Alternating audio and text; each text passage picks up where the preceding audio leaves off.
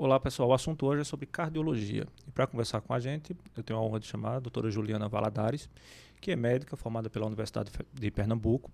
Também tem residência em clínica médica pelo Hospital Universitário Oswaldo Cruz, que é vinculado à Universidade de Pernambuco, e a especialização em cardiologia também pelo Hospital Universitário Oswaldo Cruz. A doutora Juliana Valadares também é preceptora da residência médica aqui no Hospital Mestre Vitalino e está conosco hoje para conversar. Doutora Juliana, seja bem-vinda. Olá, muito obrigada, Paulo. É uma honra estar aqui. Muito obrigada pelo convite. A honra é toda nossa, com certeza. E como é que foi essa trajetória na medicina até chegar na cardiologia?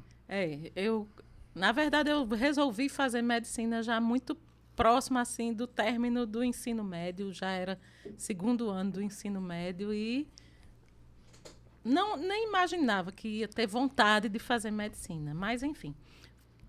Eu sou de Caruaru, né? Então saí daqui e fui embora para Recife no terceiro ano do ensino médio e fiquei por lá durante 22 anos. Graduação, residência, vida pessoal, tudo. Terminei ficando 22 anos e há 10 anos, agora em janeiro, fez 10 anos que eu voltei para Caruaru. Por também fatos da vida pessoal e porque queria estar mais próximo da minha família, dos meus pais que moram aqui há muitos anos. Terminei voltando e fiquei só aqui, exercendo medicina só aqui. Hoje eu moro em Caruaru e trabalho só em Caruaru. Nesse período todo, aí trabalhei em alguns hospitais, faço clínica, na clínica São Gabriel, atendo cardiologia, mas trabalho com clínica médica também, tanto na residência de clínica médica do Mestre Vitalino, como também no hospital da Unimed, que aí eu faço clínica médica também, mas também trabalho na UTI cardiológica. E assim, sorte nossa, né? Porque emprestamos você para o Recife durante algum tempo e a gente resgatou você de volta para cá, né? Sorte minha também de ter voltado, porque assim, a minha vida realmente mudou muito. Eu achava que nem iria voltar. Foi uma guinada boa e realmente muito boa para mim, para minha filha. Eu tenho uma filha de 11 anos, então foi muito, muito vantajoso ter voltado para Caruaru. Eu sempre digo para os colegas da capital, especificamente do Recife, né, olha, a vida no interior é muito melhor, a vida em Caruaru é uma vida muito mais tranquila. E hoje a gente consegue se orgulhar de uma medicina feita aqui de qualidade, de excelência, né, com profissionais de excelência, com estrutura muito boa de trabalho, com grandes hospitais, com hospitais de referência, seja no SUS, seja no privado. Então isso também para nós profissionais dá uma certa tranquilidade, né? É verdade. Assim, quando eu cheguei de volta, tive uma surpresa boa. Eu também trabalho, eu sou estatutária, né? Trabalho no Hospital Regional do Agreste, que, apesar das dificuldades, eu trabalho na UTI, trabalho como intensivista. A gente viu que a qualidade dos profissionais, ao contrário do que se pensa, não é tão diferente do que a gente vê em Recife, em boas UTIs do SUS, não. Os profissionais têm muita qualificação, profissionais comprometidos, de muito boa qualidade. E além disso, a gente tem aqui a sorte de ter uma faculdade de medicina, né, na Universidade Federal, está aqui conosco. A gente tem residências em várias especialidades, isso também fortalece o serviço, né? Então, aquela ideia de que a gente precisa sair de Caruaru para ter um acesso a uma medicina melhor, isso já não é mais verdade. Na verdade, já não é verdade há alguns anos. E vem se consolidando cada vez mais como o segundo polo médico do estado de Pernambuco, né? Isso. E assim, foi uma coisa que realmente, nesses 10 anos que eu estou aqui, que vi a coisa crescer mesmo, em relação à residência, que a gente tinha uma residência no Regional do Agreste, que não tinha residência de clínica médica, não tinha faculdade. Então, eu vi o nascimento dessas residências, da faculdade de medicina, vi a evolução do curso de medicina. Então, realmente é uma coisa que, para a gente que está ali junto, trabalhando, é muito gratificante. É uma coisa que a gente nem esperava e vê com muita alegria e muita satisfação profissional mesmo, assim, tanto por estar com aquele público, com aquele pessoal mais jovem que a gente está formando, quanto pessoal mesmo, de ver que a gente está contribuindo para aquilo ali. E assim, a gente que lida com os estudantes, né, e com os residentes também, a gente percebe isso, né? A gente pega muitos estudantes que passam conosco, depois de algum tempo conseguem aprovações em lugares de referência, e a gente consegue ver hoje um movimento interessante, porque antes a gente tinha o nosso estudante aqui, que acabava indo ou mirando as residências de referência, muitas vezes no Sul, no Sudeste. Hoje a gente tem a felicidade de receber, inclusive, residentes, né, depois que eles terminam a faculdade fazem a residência, residentes em que a primeira escolha acaba sendo Caruaru, com notas, inclusive, mais altas às vezes do que o pessoal das referências do Recife, por exemplo. Né? Isso é um movimento interessante. Isso. Na nossa residência mesmo, na clínica médica, lá no Mestre Vitalino, a gente recebe um total de 7 residentes por ano. Então, assim, a grande maioria dos que chegam para nós são que passaram como estudantes, são residentes que passaram conosco como estudantes e preferiram ficar lá com a gente em casa, né, na casa da faculdade, que é o Mestre Vitalino, e num lugar mais tranquilo para viver, para levar à frente a residência mesmo. Que, sem dúvida, o estilo de vida de Caruaru é bem mais tranquilo do que o de Recife, para o pessoal poder tocar a residência e se estudar e tudo mais, para levar a própria vida. E além da questão profissional, a questão pessoal, né? Cabo é uma cidade que permite essas relações interpessoais, ainda tem um jeitinho daquela cidade do interior, as pessoas acolhedoras, um trânsito um pouco mais colaborativo, bem mais tranquilo, com as nossas demandas, né? um trânsito mais simpático, digamos assim, comparado com outros lugares, né? E além desses avanços assim, que a gente vê na medicina praticada nos últimos anos, a gente vê uma gama enorme de pesquisas, desenvolvimento tecnológico associado com melhor treinamento, melhor capacitação. E dentre as áreas da medicina que a gente vê que sempre estão na ponta ali do avanço, na ponta das pesquisas, acaba sendo a cardiologia, né? E mesmo assim, por outro lado, a gente percebe, e os dados mostram, na verdade, que as doenças coronarianas acabam sendo ainda a principal causa de morte, né?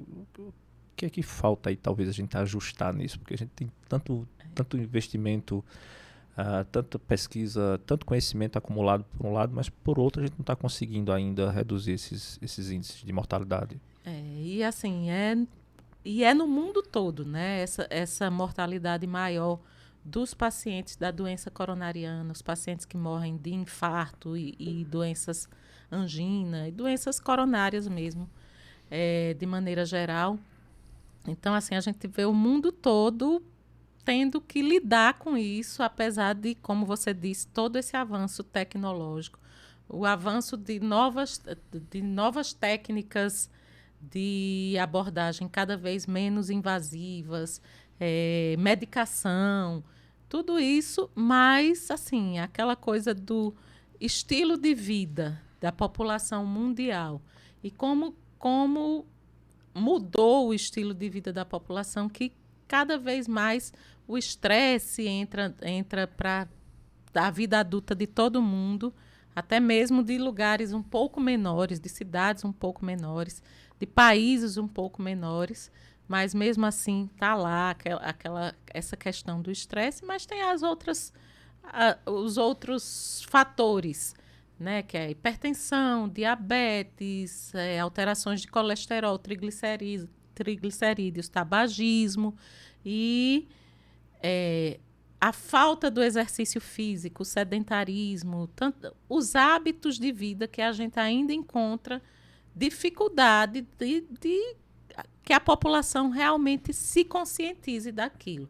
Talvez porque essas doenças são doenças mais silenciosas. E quando vem dar o sinal da doença coronariana, quando vem o infarto e a angina, sejam doenças em fases avançadas que ou a pessoa não sabia que tinha, ou não tratava adequadamente porque não dava a devida atenção. Porque a maioria de nós só dá atenção àquilo que incomoda, àquilo que dói.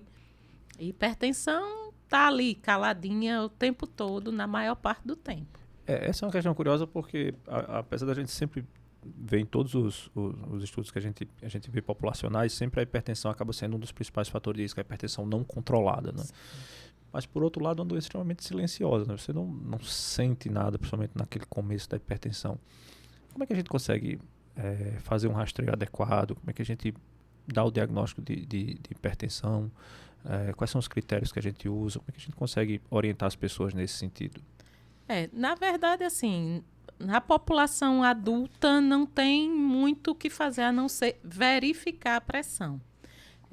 Existe um mito aí que tomou conta da população, que a hipertensão vai dar dor de cabeça, que vai dar alguns sintomas, aqueles sintomas bem inespecíficos que muita gente tem, o mal-estar, a mão fria, a cabeça gelada. Muita gente relata os mais diversos sintomas e associa isso à hipertensão. Quando, na verdade, muitas vezes a gente descobre que aquele paciente é hipertenso, foi diagnosticado hipertenso, porque foi verificar a pressão por causa desses sintomas, achando que a pressão alta podia estar dando aqueles sintomas. Quando, na verdade, a doença é silenciosa. Então, não tem a dor de cabeça, essa coisa. A gente não pode esperar que esses sintomas sejam o que vai nortear a nossa procura, a nossa investigação de hipertensão. Então, assim, em consultas médicas de rotina, que o que deveria ser rotina de toda especialidade médica de adultos é verificação da pressão. A gente sabe que existe uma certa dificuldade para certas especialidades, que é muito raro determinadas especialidades verificarem a pressão dos pacientes. E, às vezes, verificarem de forma adequada. Eu estava vendo até uma matéria que saiu dizendo que vários médicos saem da faculdade, se formam, sem saber verificar adequadamente a pressão dos pacientes. Então, é uma coisa básica, um sinal vital. E é bem sério isso, né? Porque não saber verificar uma pressão... E muitas vezes acaba-se, em alguns lugares, terceirizando a enfermagem, essa verificação da pressão, quando, na verdade, isso faz parte do exame clínico, do exame médico. O médico Isso tem que saber. mesmo. Tem que levar em consideração se, inclusive, o aparelho está calibrado ou não, porque ele pode estar descalibrado. Você precisa ver a relação entre o tamanho do manguito e o braço do paciente, porque pacientes com circunferência do braço maior ou menor vão ter que ter um manguito adequado para isso. Em criança a gente tem faixas etárias, isso. E aí na faixa neonatal é um tipo de braçadeira, e aí quando a criança é lactente, aí o escolar, até chegar no adolescente, as braçadeiras são diferentes, porque imagina se eu pegar uma braçadeira de um adulto para ferir a pressão da criança, então vai dar totalmente inadequada. Então, a técnica que a gente chama de técnica semiótica, né? Então, você usar a técnica correta na hora do exame, isso é fundamental, né? Isso. Uma outra coisa também que eu acho interessante a gente comentar, falando da questão da dor de cabeça, é que, na verdade, a própria dor pode fazer com que a pressão eleve, né? Isso então, você mesmo. fica com aquela dúvida se a pressão aumentou por causa da dor ou se a dor aumentou a pressão, né? Porque dor é um fator de elevação da pressão. Claro que a gente procura sempre...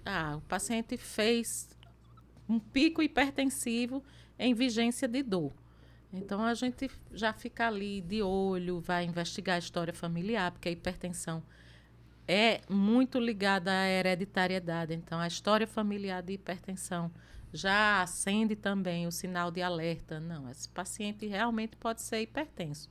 Outros fatores, em pacientes jovens, o que a gente mais tem visto é obesidade. Aqueles pacientes que desenvolvem hipertensão por causa da obesidade. A gente tem visto muito jovem, muito jovem. E o hábito de vida da população mudou e vem mudando ao longo dos anos, né? O consumo de ultraprocessados, alimentos muito ricos em sódio. Essa coisa que a gente gosta do sabor, né? Aquele sabor que o sódio dá, que a gordura dá, e termina o paciente desenvolvendo algo mais que a obesidade, que se via menos no passado, mas hoje é uma realidade bem significativa para a gente. Inclusive, você pega fotos assim mais antigas, em lugares movimentados, cruzamentos de grandes centros, e você vê que o perfil da população era um perfil bem magro, né? Hoje você vai fazer a mesma foto na mesma esquina dessas grandes cidades e o perfil mudou bastante, né? Isso mesmo. Hábitos de vida, alimentos ultraprocessados, esse excesso de sódio, de gordura para tornar o alimento mais gostoso, mais palatável, né? E a questão desses hábitos da vida moderna que são meio confusos e estranhos. Por exemplo, a gente vai de carro à academia para andar na esteira, né? Como você vai de carro para andar na esteira? É uma coisa confusa dessa nossa vida moderna, né? É verdade. Pois é, mas isso aí, porque antigamente se andava muito a pé.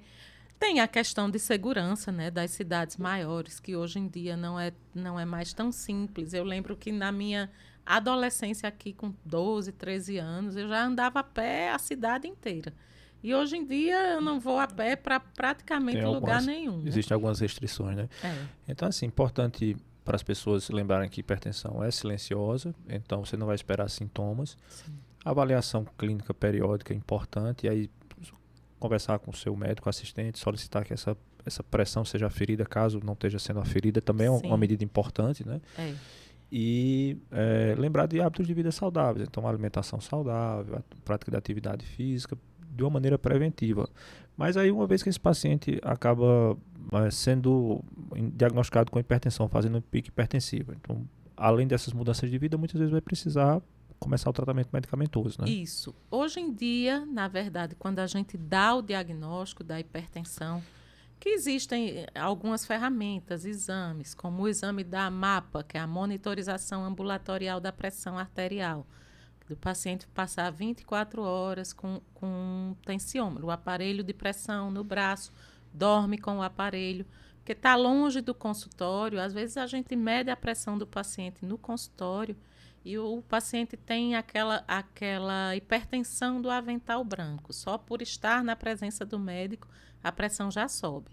Não é tão incomum, mas assim, costuma subir alguns milímetros de mercúrio, que é a medida da pressão, a mais. Mas normalmente a maior parte desses pacientes já são hipertensos mesmo. Assim, mesmo que seja medido fora do consultório, a gente vai verificar uma pressão mais alta do que a ideal. Diferentemente de antigamente, que a gente sempre fazia aquelas orientações, olhe, diminua o sal, pratique exercícios, perca peso, então, que a gente ainda orienta isso. A gente sempre procura introduzir essas orientações paralelamente ao tratamento medicamentoso. Que hoje em dia, na verdade, no diagnóstico, a gente já procura iniciar. E dependendo dos níveis de pressão, isso cada um vai avaliar, pressões mais altas requerem tratamento combinado. No que a gente tem um arsenal de medicações hoje que já vem em combinação de 2 tipos de antihipertensivos.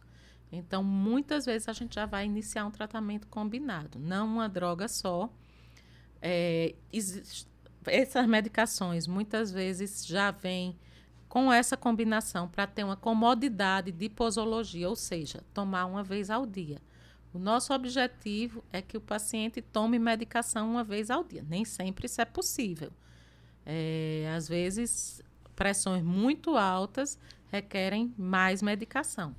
Mas pelo menos o nosso início de tratamento é com medicação uma vez ao dia, quase sempre no período da manhã, após o café da manhã, de preferência não em jejum, mas iniciar a medicação depois da primeira refeição e procurar fazer com que o paciente tome aquela medicação todos os dias naquele mesmo horário, ou pelo menos próximo àquele mesmo horário. E mudar também o estilo de vida, porque ele também não vai achar que a solução vai estar apenas na medicação, né? Você precisa ter essa mudança de estilo de vida, até porque também com essa mudança do estilo de vida, muitas vezes você consegue reduzir a dose dessas medicações para pacientes que fazem, às vezes, doses mais altas, às vezes faz uma combinação de antihipertensivos, né?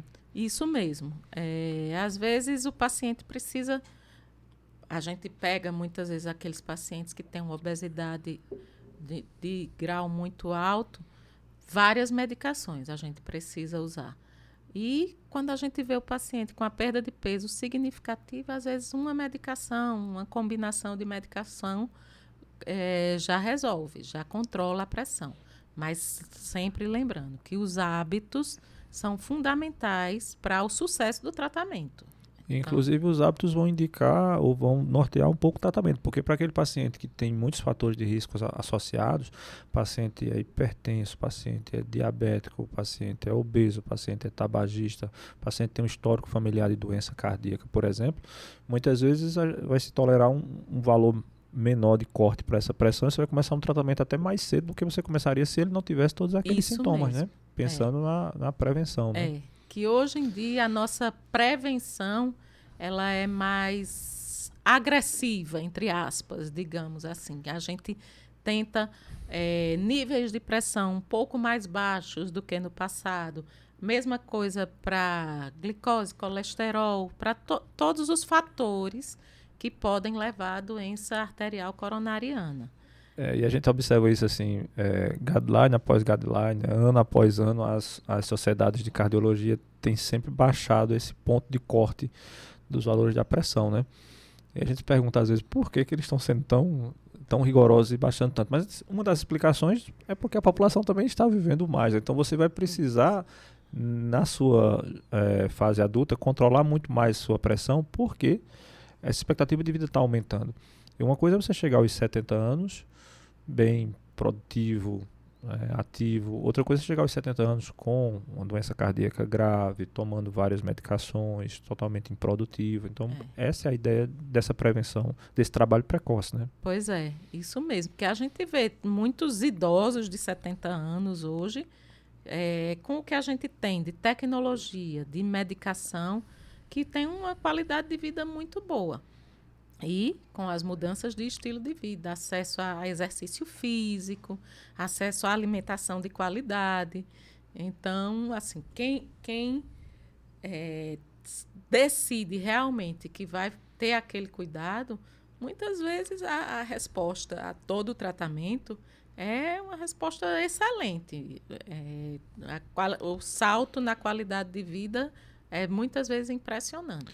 E aí nós temos mecanismos e estrutura hoje montada na rede pública para essa população, né? Então a gente tem atenção básica de saúde, programas dentro da atenção básica de saúde, dispensação de medicação de graça para esses pacientes. Esses pacientes são cadastrados na atenção básica, recebem orientações, monitorização desses valores de pressão. Então, assim, do ponto de vista de saúde pública, é montado uma estrutura e é feito o que o poder público pode fazer, né? Mas, assim, há muito também da decisão pessoal desses pacientes. E, assim, essa orientação dos médicos da atenção básica é fundamental. A atenção básica é quem é definidora de realmente se o paciente... dessa quantidade de pacientes que ainda chegam no serviço de emergência, já numa fase realmente que é mais complicado o tratamento. De hospitais de referência, hospitais chamados terciários, então ainda chega muito paciente na fase que a gente não gostaria da doença. Mas existe sim já o arsenal de medicação e por mais que a gente ache que determinadas medicações vão ter um custo elevado, mas medicações da mesma classe de primeira linha de tratamento, a gente já encontra no SUS, sim. Aquele básico ali do tratamento da hipertensão, muitas vezes do diabetes, da doença coronariana, existe no SUS e de graça. No SUS, às vezes a gente tem um pouco mais de dificuldade quando são medicações combinadas, né? A gente precisar, por exemplo, fazer 2 medicações em uma só para melhorar essa adesão do paciente. No SUS a gente tem um pouco mais de dificuldade para isso. Mas a medicação em si isolada, a gente tem muitas opções disponíveis, né? Então, é verdade. E assim, tem não só na atenção básica, mas tem também nos programas de farmácia popular. A pessoa pode ir na farmácia e adquirir, né? Às vezes com preço mais em conta, às vezes até de graça mesmo. De graça, né? Muitas vezes. Então, não há motivo para não seguir o tratamento, né? É verdade. É aquela coisa. É porque não é fácil. Não é fácil você ter um diagnóstico de uma doença que você não sente. E seguir o tratamento e evitar aquilo que Ah, mas é tão prazeroso, é tão gostoso, tá? Aquela tal comida que a pessoa vive comendo e é difícil fazer exercício físico. Os pacientes realmente encontram todas as desculpas. Ah, porque eu trabalho muito. Ah, porque meu horário, eu passo o dia fora e chego em casa cansado. Mas a pessoa tem, é necessário introduzir aquele novo hábito bem mais saudável na vida para poder ter o controle dessas doenças que podem levar a doenças bem mais graves. E às vezes você não tem hábitos tão saudáveis na fase adulta, você não controla bem sua pressão, sua alimentação, e aí essa falta de atividade física, a obesidade, vai levar a outras doenças na velhice, quando você estiver já na fase idosa. Alguns deles, inclusive, com algumas limitações. O paciente vai ter artrose, e aí já não vai mais conseguir fazer atividade física por causa dessas limitações de dor, de mobilização, e aí vai ficar uma situação bem mais complicada, né? Exatamente. Aquela coisa de vai perdendo musculatura, né? E vai. E as articulações, as chamadas juntas, vão ficando cada vez mais difíceis de responder aos comandos e as atividades básicas até ficam comprometidas na velhice e comprometendo qualidade de vida, né? E aí lembrando que boa parte dos pacientes que dão entrada nas emergências com situações graves, como AVC, que é o derrame, infarto, problemas renais também, pacientes em UTIs, parte desses pacientes talvez tivesse tido um controle pressórico quando poderiam ter, teria um desfecho bem diferente, né? Teria uma realidade diferente naquele momento, né? Sem dúvida. Realmente, assim, a prevenção é a chave do sucesso para a nossa saúde pública e privada. Que a gente vê os hospitais tão abarrotados de pacientes que vêm dessa fase inicial de hipertensão diagnosticada lá atrás, diabetes diagnosticada lá atrás, e todas essas outras doenças que poderia ter sido feito o controle lá atrás.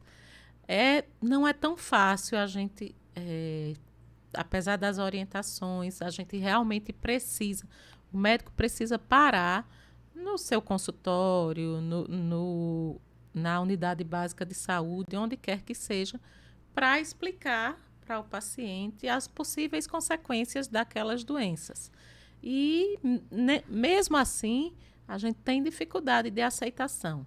Mas, se a gente não para explicar, como acontece dentro da nossa classe, imagine aí, então, o paciente não vai saber que aquilo pode trazer consequências muito graves. E explicar de uma maneira que o paciente entenda, né? De uma maneira bem clara, bem simples. Chega muito desses pacientes assim, investigação de hipertensão para cardiologia, porque em geral o cardiologista deveria ser aquele profissional para ser acionado quando você tivesse talvez uma hipertensão refratária, que você tentou várias medicações e não foi possível controlar, o paciente está descompensado, mas acaba chegando muito desses pacientes para uma avaliação de uma possibilidade de início de hipertensão. Infelizmente, é o nosso dia a dia, né? É o nosso... a gente até gosta, é um pouco mais desafiador, essa hipertensão de difícil controle, que você vai investigar outras causas que não a chamada hipertensão primária, aquela hipertensão que não tem uma causa definida, que é da maioria da população. Então, a gente parte, aquela hipertensão que desafia, que parte para outro tipo de investigação, é a nossa minoria. Em consulta médica, principalmente de consultório privado, e no SUS mesmo, o que chega para o cardiologista é aquela hipertensão para você iniciar tratamento. Quando cabe, na maior parte das vezes, ao médico ou clínico ou médico generalista, aquele tratamento, aquele início de tratamento. Infelizmente, eu não sei se isso vem, de fato, da formação médica, que as pessoas não sabem tratar a hipertensão. Não sabem tratar tanto no ambulatório quanto na emergência. O que chega muitas vezes na emergência é o que a gente chama pseudocrise hipertensiva. Então, é aquela crise que foi causada por algum outro fator. Muitas vezes estresse, muitas vezes um estresse agudo, sofreu algum tipo de de violência, acidente, perda de parentes. Então, chega a emergência naquela fase, o pico hipertensivo, a pressão elevada, ou com sintomas, uma dor de cabeça intensa, algum outro sintoma que cause uma elevação da pressão. Então, infelizmente, na maior parte das emergências clínicas, o que a gente vê é que isso é passado para o cardiologista como uma emergência cardiológica, quando, na verdade, tanto em consultório, ambulatório, o clínico deveria estar apto a fazer o tratamento, porque é uma doença que todo médico deveria ter um conhecimento básico, conhecimento para tratar aquela doença. Como é nas unidades básicas de saúde, teoricamente, aqueles médicos todos estão aptos a tratar a doença que, tenho certeza, é a que mais comumente chega para eles, que é a hipertensão. E o que a gente também vê muitas vezes na emergência é aquele paciente com pico hipertensivo, mas que o paciente não tem o que a gente chama de lesão de órgão-alvo, ou seja, não tem nenhum comprometimento, a não ser aquele pico hipertensivo isolado. E aí, muitas vezes, recebe uma conduta bem agressiva na própria emergência, né? Com medicações que talvez não estão indicadas para aquele momento, às vezes, inclusive, solicitação de vaga de UTI, já vi isso acontecer de outras vezes. E uma sobrecarga muito grande para a especialidade da cardiologia, né? E a minha preocupação, principalmente com esses pacientes ambulatoriais que estão em investigação para hipertensão, é que perde um certo tempo aguardando muitas vezes essa consulta com o cardiologista de um paciente que já deveria começar um tratamento prévio, né? Isso mesmo. E ali, muitas vezes, o paciente procura a emergência já se sabendo hipertenso, não foi iniciado nenhum tipo de tratamento. Às vezes, na minha opinião, até perda de tempo com alguns exames que não são exames essenciais para o diagnóstico da hipertensão. Porque, basicamente, hipertensão, se você afere a pressão do paciente em 2 momentos diferentes, em dias diferentes, e aquela pressão já configura uma pressão alta, você já está autorizado a iniciar tratamento ali e acompanhar esse tratamento. Tem uma coisa também que é o paciente que já é sabidamente hipertenso e já faz medicação e que às vezes começa a descompensar, né? E aí também vai para a emergência. E aí a gente tem 2 cenários. O primeiro é aquele paciente que chega na emergência, que sabidamente é hipertenso, que faz a medicação e que volta para casa com a mesma medicação, porque já poderia ter uma correção naquele momento, porque ele está tendo picos hipertensivos, aquela medicação está adequada.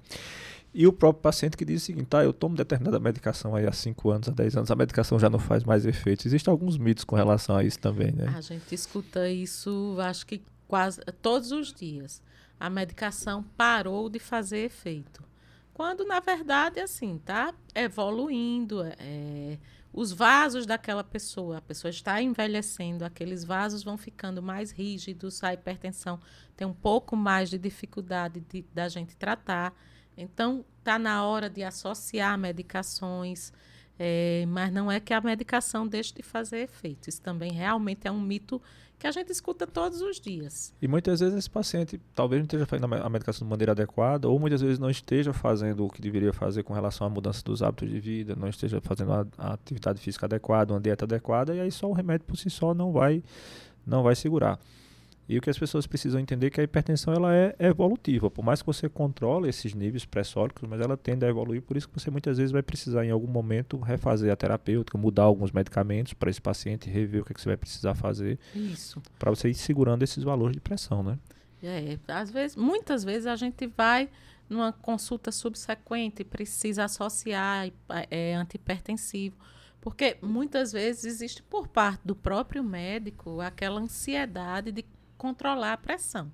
E a gente sabe que com menos de 2 semanas, 30 dias, a gente não vai ter ideia de como realmente aquela pressão vai ficar com aquela medicação. Fora isso, tem os outros hábitos que são bem comuns na população. Por exemplo, parar a medicação por determinados motivos. Um dos motivos muito frequentes é a ingestão de bebida alcoólica. Eu estou no meu final de semana, hoje eu vou beber, vou para o meu churrasquinho e não vou tomar o meu remédio. Sou hipertenso, mas não estou sentindo nada, né? Exatamente. Aí, hoje não combina a medicação de pressão com a bebida alcoólica, quando na verdade a gente não pode parar. Às vezes eu digo aos pacientes que não pode, nem que chova canivete, mas tome seu remédio de pressão todos os dias, de preferência no mesmo horário, que é uma outra coisa. Esqueci de tomar, vou deixar para amanhã. Não, lembrou de tomar, esqueceu, lembrou, tome o remédio. Então, assim, esses mitos atrapalham muito a gente. Esquecendo de tomar, mas tomando fora da hora é muito melhor do que não tomar. Do que não tomar. É importante. E essa questão da bebida alcoólica realmente acaba sendo uma queixa comum, né? Eles ficam, olha, eu vou beber, não posso tomar remédio. Na verdade, não existe uma interação. Mas o ideal seria que ele, inclusive, não bebesse. Ou se bebesse, fizesse isso de maneira muito controlada. Mas quase sempre eles querem exagerar, né? Isso, quase todo mundo quer exagerar, né? Aquela dose diária de álcool que pode se ingerir. Na verdade, todo mundo quer concentrar num dia da semana e beber uma quantidade enorme de álcool que não vai ser bom, não vai funcionar como se estivesse bebendo uma dose pequena diária. O ideal é realmente evitar. Mas, já que não se pode evitar, que seja em quantidade menor. Fazer um uso comedido, né? Até porque também o álcool está muito associado com doença cardiovascular também, como fator de risco importante. Né? Já a hipertensão de consumo de bebida alcoólica tem que ter muito cuidado, né? Pois é, porque o álcool costuma descompensar todas essas doenças. Hipertensão, diabetes, leva a aumento de pressão em grande quantidade. A gente vê em emergência cardiológica, a gente vê muito. Os pacientes, final de semana, domingo à noite, lugares que tem estádio, que tem muito jogo de futebol, a gente vê sempre os pacientes chegarem na emergência com o pico hipertensivo por ingestão em grande quantidade de álcool. E muitas vezes associada à derrota ou vitória do time, aí causa aquele estresse. Isso combinado leva muito o paciente à emergência. Lembrar que às vezes é um paciente também com um risco muito grande de queda, né? Pode se machucar, fazer outros traumas aí associados. É um paciente que tem que ter muito cuidado, né? A ingestão de álcool é sempre um problema, né? Porque não tem moderação. Também é uma coisa mundial. Essa moderação é para poucas pessoas, porque quem ingere não está querendo moderar, na maioria das vezes. E ainda com um apelo midiático muito grande, muitas propagandas, a gente é muito vítima disso, né? Então, assim, todas as outras drogas não podem, mas o álcool não. O álcool pode, vamos aqui, né? Então, esse incentivo é difícil, é complicado você lidar com isso com o paciente, né? E muitas vezes também para esses pacientes acaba sendo a fuga de uma vida mais pesada, uma semana muito, muito pesada, e o final de semana, aquele momento com a bebida ali, com os amigos, na interação, acaba sendo aquele momento de fuga e muitos exageram e perdem o controle, né? Verdade. E aí a gente quer o médico, né, sempre o chato da história que vai limitar aquilo ali. A gente espera a ressaca passar e diz assim, vamos sentar e conversar, né? Precisamos conversar. Sobre a questão das emergências cardiológicas, uma coisa que preocupa muito quando a gente fala de cardiologia e de emergência cardiológica, que são as doenças coronarianas, mas principalmente o infarto agudo do miocárdio, né? Eu falando de infarto, isso é a preocupação de todo mundo. Inclusive, às vezes é muito motivo de ida dos pacientes à emergência por uma dor qualquer, né? Uma dor no estômago, o coração batendo um pouco mais diferente. Às vezes o paciente mais ansioso também tem muito isso, né? E aí estou infartando e corre para a emergência, muitas vezes não é, né? Mas a gente precisa estar atento a uma doença que mata muito, tem uma mortalidade muito alta e com fatores de risco importantes, né? Isso. E a gente tem visto muito paciente jovem, infelizmente, nessas emergências, com doença coronariana aguda, síndrome coronariana aguda, com infarto. A gente sempre se surpreende com a quantidade de pacientes que chegam nas emergências com infarto agudo do miocárdio.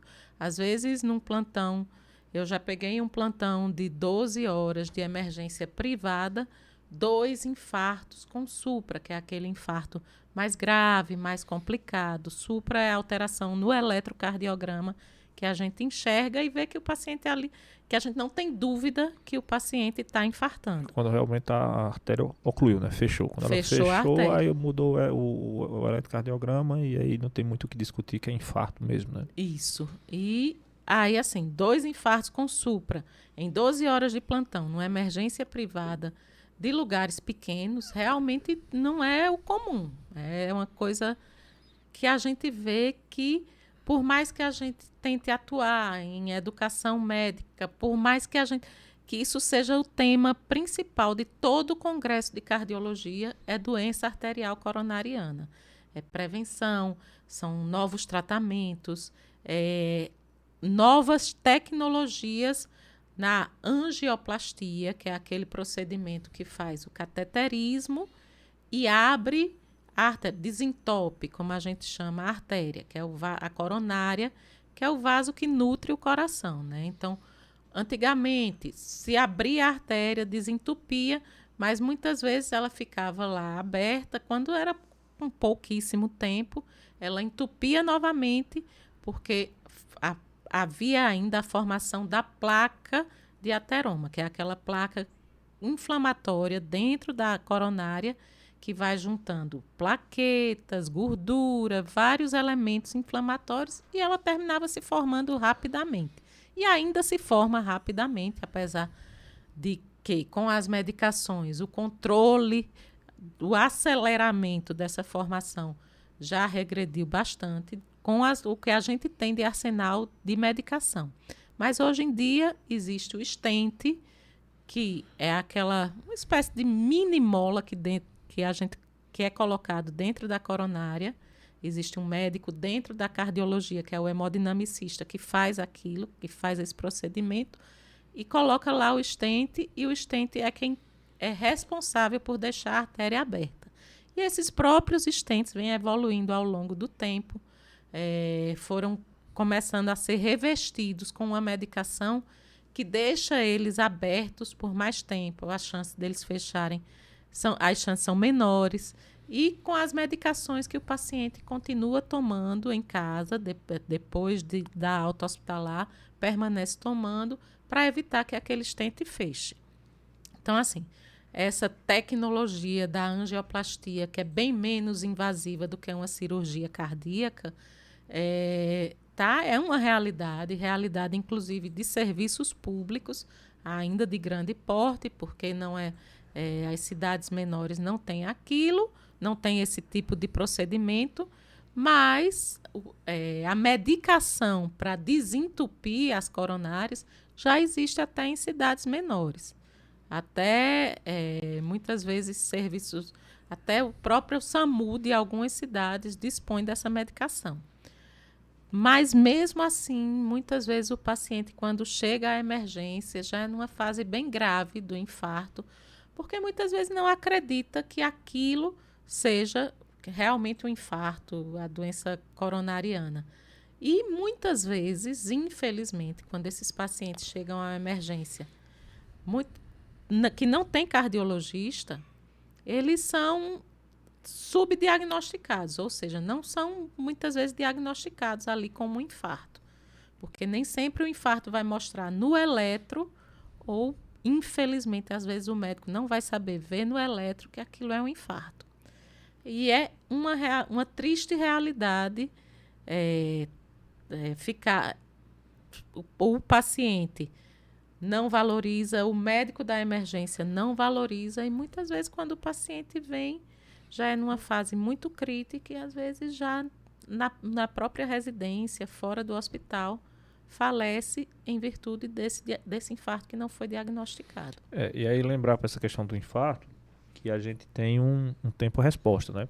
Então você precisa ter um diagnóstico precoce e uma intervenção precoce também, porque não adianta você diagnosticar e também não ter os meios para tratar. Então, existe um tempo-resposta para cada passo que você vai dar a partir da suspeita ou do diagnóstico do infarto, e esse tempo-resposta é fundamental para a sobrevida do paciente. E aí você falou sobre a questão do SUS. Hoje o mestre Vitalino conta com hemodinâmica 24 horas. Foi um avanço muito grande aqui para o Agreste, para o interior, porque há uns anos atrás, eu lembro, a gente pegava um paciente com suspeita de infarto no SUS. Então, se fosse durante a semana, até 7 da noite, a gente conseguiria resolver no mestre Vitalino. Se fosse à noite ou final de semana, era no Recife. Então, a gente corria com esse paciente na ambulância para o Recife. A gente tentava uma ambulância da forma mais rápida possível para conseguir chegar lá no serviço de referência, conseguisse ter tempo suficiente para reverter aquele infarto. Então, hoje, com essa hemodinâmica 24 horas, a gente consegue fazer isso de maneira muito mais fácil. Inclusive, Caruaru tem sido referência para o sertão, né? Porque se a situação aqui era mais complicada, imagina para quem estivesse no sertão, numa cidade feito Arco Verde, feito Serra Talhada, por exemplo, o paciente infartando lá precisaria viajar até o Recife. Só no deslocamento ele praticamente já perderia o tempo hábil para a gente fazer qualquer intervenção. Então, isso melhorou muito esse tempo-resposta, né? Isso mesmo. Isso é fundamental.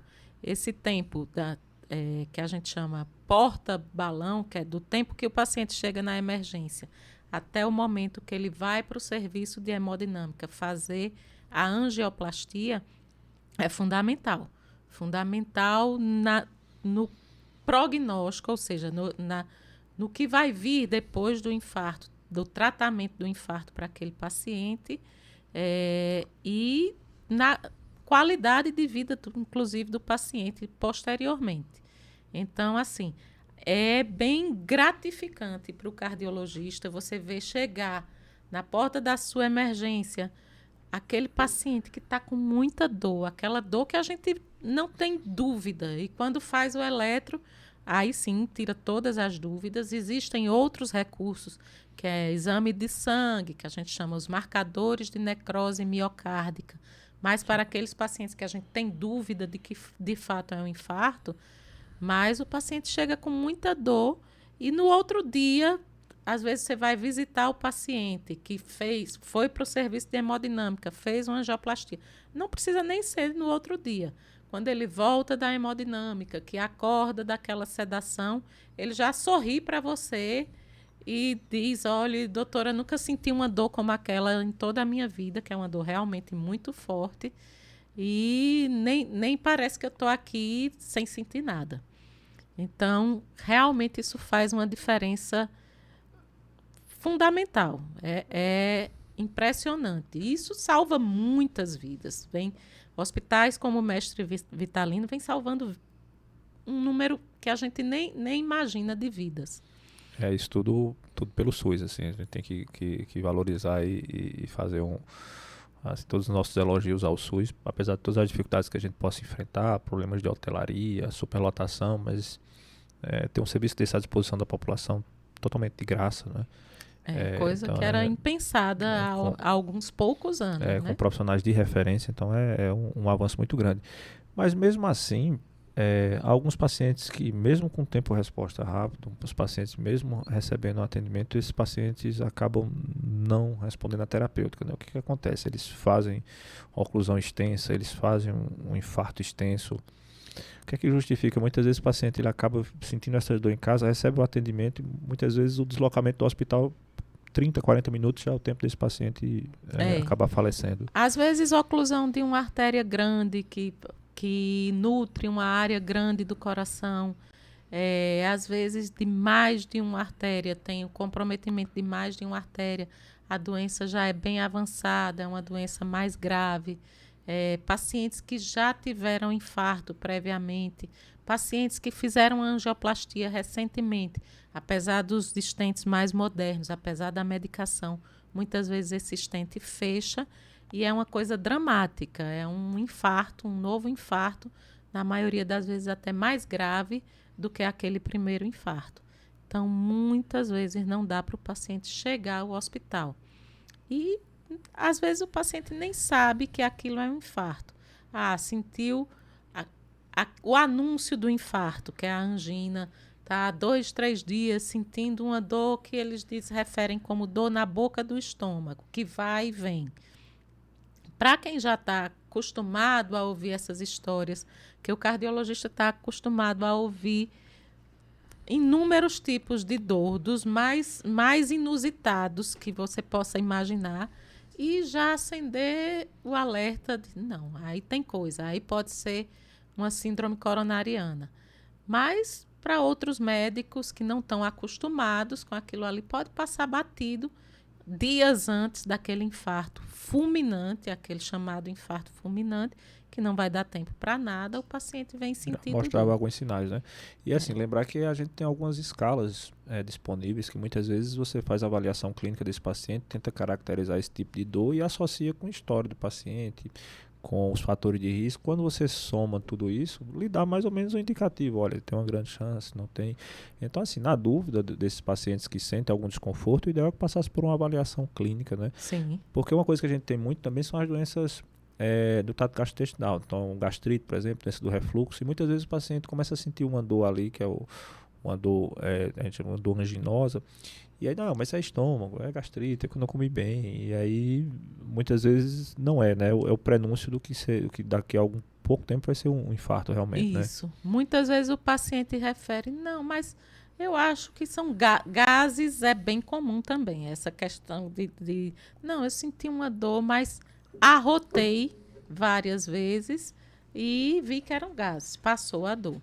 Mas muitas vezes o arrotar está associado também à dor da angina, à dor do infarto, tá? Aquela coisa que alivia com o arroto. Até porque o sistema nervoso também está envolvido nessa dor. Então, por isso que vem o suor, por isso que às vezes vem até a chamada liberação de esfíncter, de tão forte que é a dor. A pessoa urinada, a dor forte. Aí muitas vezes a pessoa acha que aquilo ali não é coronariano, não é cardíaco. Diabéticos, isso é bem comum. Tem diabéticos que sentem dor na barriga, não é?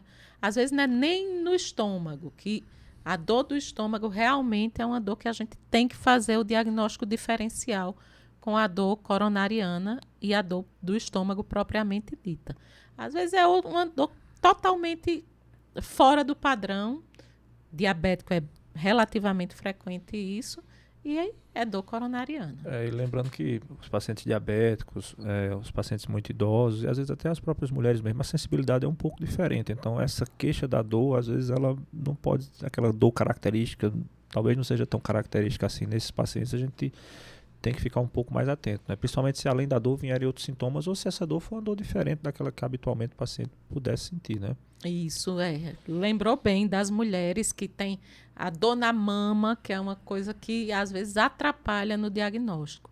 E o infarto na mulher é sempre algo que a gente tem que ter bastante cuidado, porque muitas vezes, apesar da mulher ser população que infarta menos, mas quando infarta, muitas vezes é com maior gravidade. Então, a gente tem que estar sempre atento a isso. E o médico de emergência, o ideal seria que o médico de emergência, de maneira geral, o clínico e o cardiologista, obviamente, mas o clínico pudesse estar atento a todas essas nuances da dor torácica. E lembrando que, como a gente tem visto nesses últimos tempos, o paciente cada vez mais jovem infartando, né? Infartando mesmo, classicamente. Então, lembrar que essas dores também torácicas em pacientes mais jovens também requer uma atenção maior, né? Isso. Porque a gente muitas vezes não valoriza a dor do jovem, né? Aquele jovem, não, ele tem hábitos saudáveis, corre, mas às vezes tem uma história familiar que, infelizmente, que é um fator que a gente não modifica, porque quase todos os outros a gente pode interferir na hipertensão, diabetes, tabagismo, alterações de colesterol e triglicerídeos, no sedentarismo, no próprio estresse. O próprio paciente consegue interferir. Mas na história familiar, infelizmente, não tem como. Então, esses pacientes com história familiar importante, eles precisam de uma atenção maior, né? Aí lembrando, você falou sobre a questão dos pacientes jovens, os pacientes jovens atletas também, não necessariamente eles morrem do coração, mas não necessariamente também de infarto, né? Às vezes você tem algumas outras patologias aí cardíacas associadas, né? Mas às vezes é comum, hoje menos, mas a triagem cardiológica esportiva evoluiu muito, né? Mas no passado a gente ainda via alguns jogadores de futebol falecendo mas jovem ainda tem, campo, de né? vez em quando, né? Aparece Na verdade, assim, hoje em dia, o que a gente vê são jogadores, principalmente no futebol, que a gente vê mais, né? Que insistiram em continuar na profissão, mesmo por contraindicação médica. Infelizmente, existem algumas alterações. Não é o comum do coração ficar hipertrofiado, ficar com muito músculo. O atleta desenvolve determinadas arritmias que são de risco à vida. Então, na maioria das vezes, eles fazem arritmias que não tem como salvar ali dentro do campo, num esforço imenso. às vezes não dá para salvar aquele atleta. Realmente, hoje, o diagnóstico ficou mais fácil, porque os exames a que se tem acesso, que são exigidos, inclusive, para profissionais, para aquele atleta de clubes maiores, que deveria ser para todo atleta profissional.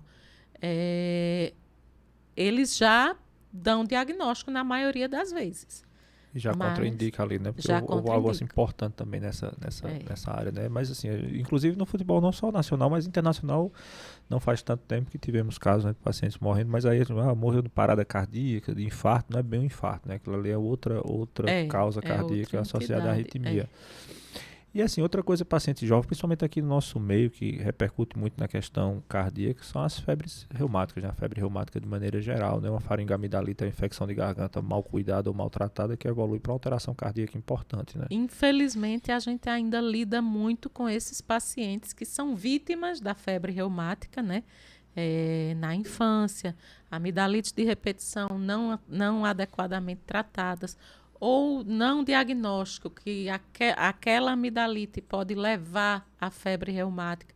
Ou, uma coisa bem comum é que o tratamento é com a penicilina benzatina, né? A famosa benzetacil. A famosa benzetacil.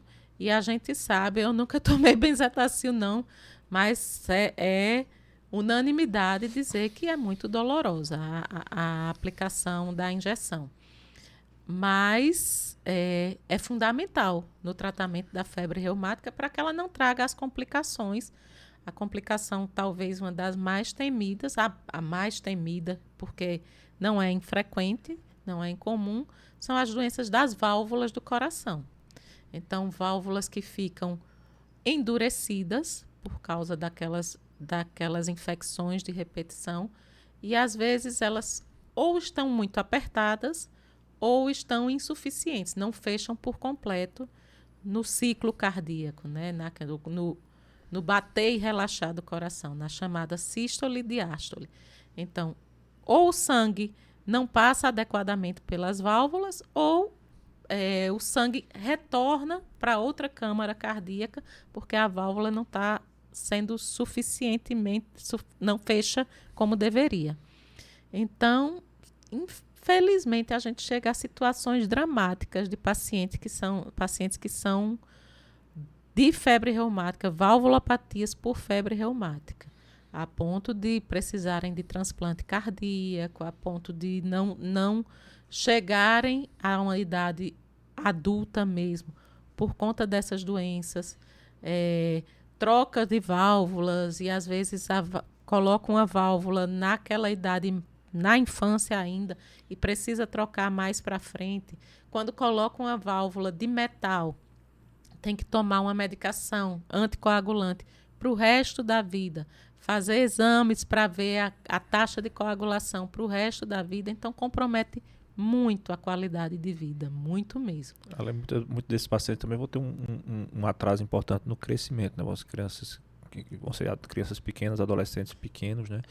E vão ter sempre uma condição cardíaca comprometida por causa disso, muitas vezes por uma infecção que poderia ter sido tratada mais adequadamente, e ainda é uma realidade bastante comum, né? A gente, vez ou outra, pega pacientes ainda com febre reumática, e hoje um pouco menos, mas eu ainda acompanho assim, algumas crianças com complicações de febre reumática. Isso, a gente vê, como eu faço cardiologia de adulto, né? A gente vê os pacientes realmente que foram diagnosticados com a valvulopatia reumática ali na infância, adolescência, e já numa fase complicada. Muitas vezes que já passaram por uma cirurgia, por mais de uma, tem a chamada insuficiência cardíaca. Então, tomam várias medicações que o idoso, por exemplo, muitas vezes faz. Então, um paciente jovem, com aquele grau de comprometimento de qualidade de vida, é realmente muito triste. Uma coisa que já deveria ter sido que nos países mais desenvolvidos ninguém sabe nem lidar com essa condição, né?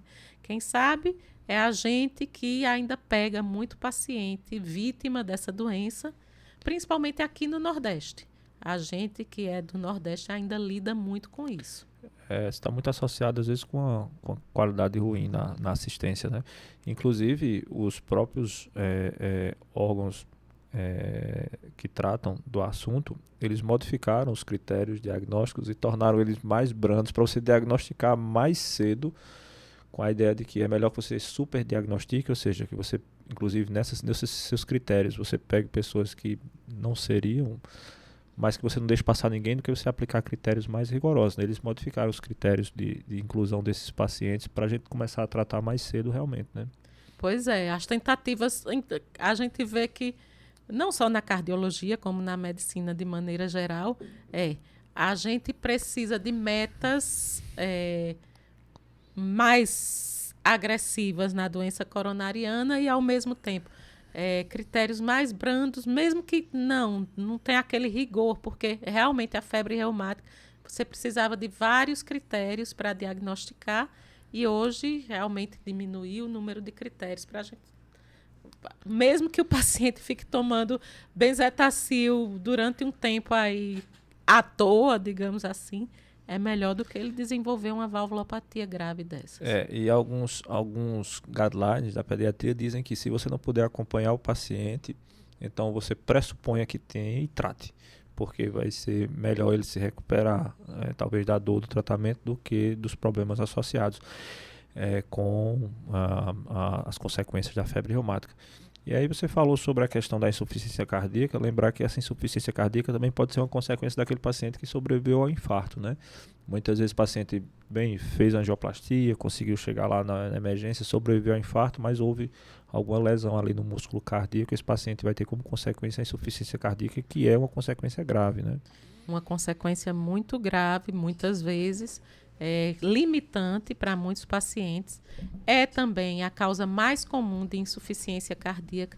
No nosso meio ainda existem outras causas, como as valvulopatias e a doença de Chagas ainda é uma realidade no nosso meio, apesar de que na cidade a gente não vê tanto isso, pacientes do serviço privado, a gente praticamente não vê Chagas, mas aquele paciente que ainda vive na zona rural, de lugares bem pequenos, mais remotos, ainda tem esse problema de Chagas.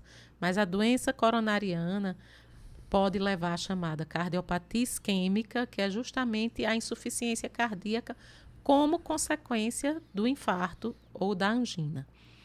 E aí a gente precisa estimular a prevenção, né? Para a pessoa não passar por tudo isso, né? Passar pelo procedimento de uma angioplastia, que é um procedimento, apesar de hoje ter se minimizado a técnica, mas é um procedimento agressivo, e aí você depois tem a possibilidade de insuficiência cardíaca, que é extremamente limitante, podendo muitas vezes ter investido em controle pressórico adequado, uma vida mais saudável, alimentação mais adequada. E às vezes esses pacientes, muitos desses também precisam passar por cirurgia cardíaca, que às vezes a angioplastia não resolve, porque tem muitos vasos comprometidos e a cirurgia continua sendo uma cirurgia grande. A cirurgia cardíaca, para muita gente, cirurgia cardíaca não acabou, existe esse tratamento, porque muita gente acha que com a angioplastia dá para resolver tudo. Não é bem assim, ainda é necessária a cirurgia cardíaca para os pacientes de doença coronariana. E muitas vezes tem as complicações da cirurgia cardíaca e, no fim, uma insuficiência cardíaca, que é muito limitante. Que a cirurgia é você tirar um vaso de outro lugar e colocar lá para substituir aquele vaso que está danificado, né? Que o pessoal chama de ponte de safena, né? Justamente, tirar de outro canto da perna, a artéria mamária que tem, que tem no tórax mesmo. Usa veias, a gente às vezes não. Usa veias normalmente para fazer essas pontes. Então, onde está obstruído, passa de onde não está para outro lugar onde não está. Faz um desvio, né? E as pessoas às vezes têm a ideia de que por ser mamária é diferente de ser ponte de safena. Eu tenho a esposa de um tio que fez uma revascularização, aí eu disse, olha, a senhora fez ponte de safena? Eu disse, não, estou muito bem, eu só fiz 2 mamárias. Quer dizer, a mamária tem uma gradação menor do que a ponte de safena. Não é bem assim, né? Mas ela está bem, já há 6 anos que ela fez o procedimento, ela está bem. O grau de sucesso aumentou muito ao longo dos anos. Realmente é uma cirurgia ainda muito grande. que tem um pós-operatório imediato bem grandioso também, cheio de cuidados muito especiais. Mas quando o paciente passa por aquilo, que sai bem, pode ter uma boa qualidade de vida, não evoluir para insuficiência cardíaca e ter uma qualidade de vida muito boa. É só que realmente o porte é bem maior do que uma angioplastia. Mas, infelizmente, às vezes é necessário. E com riscos também bem maiores, né? Bem maiores. E aí, em relação à insuficiência cardíaca, é muito limitante, muitas vezes, a insuficiência cardíaca, quando a gente tem um coração realmente mais crescido, que bate com muito pouca força, a gente precisa lançar mão de várias medicações para dar o mínimo de qualidade de vida para aquele paciente. Porque esse coração do paciente que não consegue bater com a força suficiente para levar sangue para todo o corpo, né? Então o paciente, muitas vezes, ele, a depender do grau da insuficiência, o paciente que consegue dar 2, 3 passos, mais do que isso, ele vai começar a se sentir extremamente cansado, não consegue sair de casa, não consegue se levantar e ir à cama sem cansar, não consegue tomar um banho muitas vezes sem cansar, e o paciente vai precisar ser medicado. E aí as medicações, obviamente, vão depender desse grau, né, de insuficiência, para tentar dar a ele uma qualidade de vida melhor, né? É, isso mesmo, assim. A gente também avançou muito em termos de medicação. Realmente tem pacientes que a gente fica surpreso, que saem. A fração de ejeção medida no ecocardiograma, trocando em miúdos, fala da força do coração. Então, a gente sai de uma fração de ejeção, eu já vi pacientes sair de 32%, 35%, que é uma fração de ejeção baixa, para 55%, que é considerado uma fração de ejeção normal, só com medicação. Então, a gente tem pelo SUS um arsenal terapêutico bom também para esses pacientes. A gente tem medicações mais novas, recentes, que infelizmente ainda não chegaram ao SUS e que também modificaram a qualidade de vida desses pacientes. O que a gente chama de desfechos foi modificado. Então, o paciente vai viver mais e com melhor qualidade com esse arsenal terapêutico. Mas nem sempre isso é a realidade. E o nosso objetivo é que o paciente não chegue naquela fase de insuficiência cardíaca mais grave. E a gente não consegue deixar de comentar um assunto que ficou muito em voga, principalmente durante a pandemia, que é a relação entre Covid e as doenças cardíacas. A primeira associação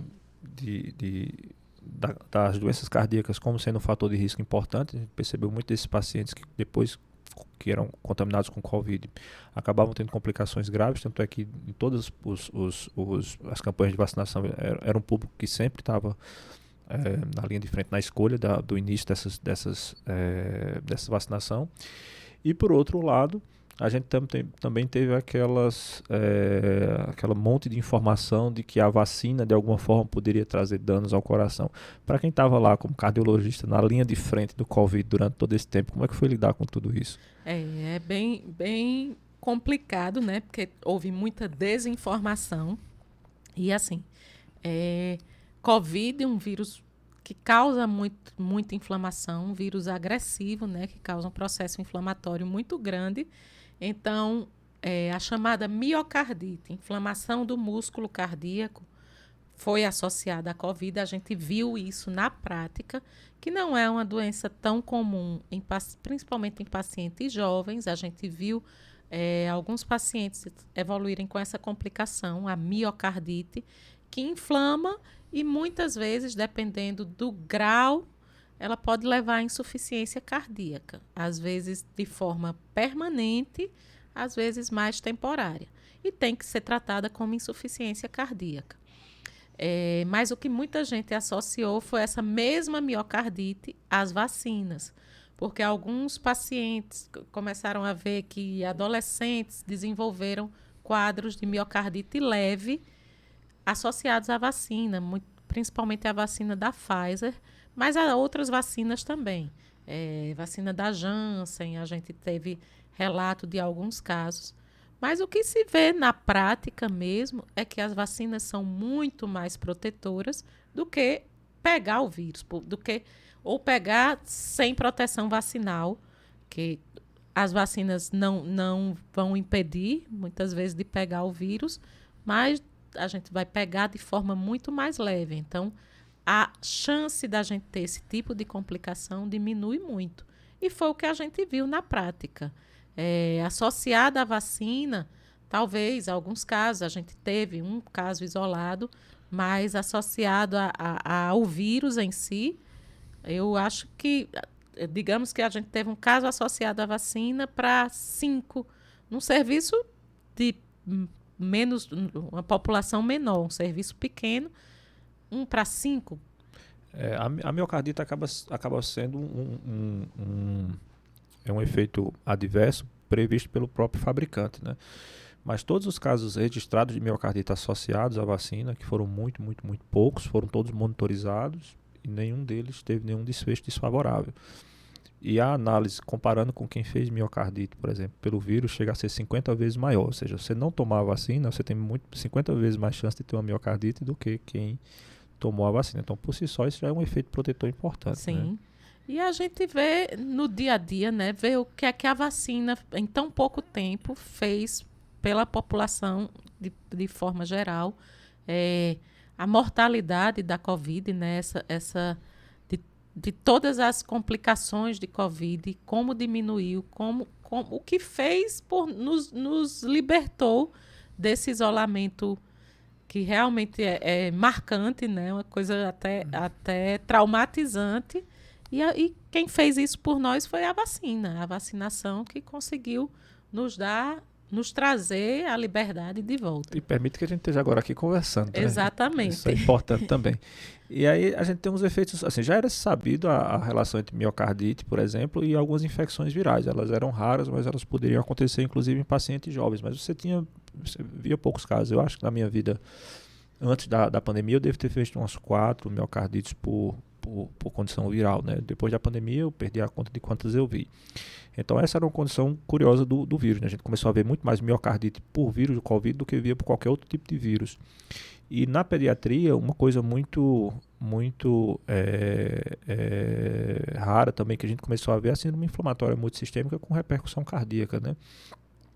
Então a gente começou a ver esses pacientes, essas crianças, esses adolescentes fazendo quadros inflamatórios intensos com repercussão cardíaca importante, que a gente basicamente só tinha lido na literatura, tinha 1 ou 2 relatos no mundo, assim, praticamente por aqui não tinha visto nenhum, e a gente começou a ver muito isso também com essas repercussões cardíacas, alguns desses pacientes precisando, inclusive, fazer acompanhamento com cardiopediatra, fazer eco de controle, para a gente garantir que esses pacientes iam evoluir bem, e no fim das contas acabaram evoluindo relativamente bem, né? Pois é, e assim, miocardite viral no nosso meio realmente sempre existiu, mas são poucos casos, são raros casos. A gente pega pontualmente pacientes jovens que fazem uma síndrome viral. De fato, com a Covid, aumentou exponencialmente. E, assim, outras causas de miocardite existem, miocardite por quimioterápicos, mas a gente, na maioria das vezes, é viral. E viu que realmente a Covid o vírus comportou-se totalmente diferente dos outros vírus, que a grande maioria não leva a isso. Inclusive pacientes pós-Covid fazendo hipertensão, né? O paciente não tem histórico de hipertensão, depois de Covid acabou desenvolvendo uma hipertensão. Alguns desses pacientes acabam, depois de algum tempo, voltando aos níveis pressóricos normais, mas alguns um pouco mais persistentes, né?